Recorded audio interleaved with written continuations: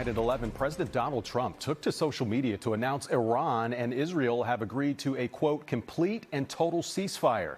And according to President's post, the ceasefire is expected to begin in just about an hour after each country completes their final missions.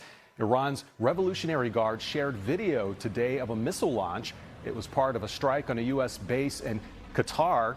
Interceptors were fired and struck at least one missile. The strike comes in retaliation to U.S. strikes on 3 Iranian nuclear facilities over the weekend.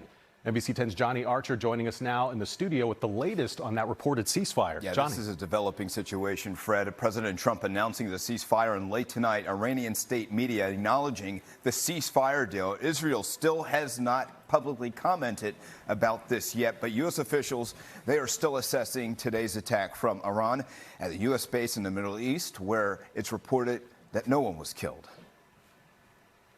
Uncertainty remains in the Middle East, even after President Trump announced on social media a ceasefire agreement has been reached between Israel and Iran. Hours earlier Monday, Iran launched a missile strike against a U.S. airbase in Qatar in response to the United States bombing 3 Iranian nuclear facilities over the weekend. John Gazvinian is a U.S.-Iran historian based in Philadelphia. I think what we've seen so far is that it's been a measured retaliation. They telegraphed it ahead of time to make sure there were no casualties. I think that was probably a response to Donald Trump's statement that this was a one-off. I think that was Trump signaling to the Iranians that there was an off-ramp and that he is still interested in some kind of negotiation.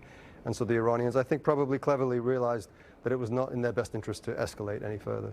Neither Iran nor Israel immediately commented or confirmed a ceasefire deal was made. But 2 officials told NBC News that before the weekend attack, Iran had warned President Trump that any U.S. strike on Iran could potentially activate sleeper cells it claims to have in the United States. We've never been in a more dangerous, at least in my lifetime, we've never been in a situation, when you look at the wider Middle East, that is more dangerous than the one that we're in today.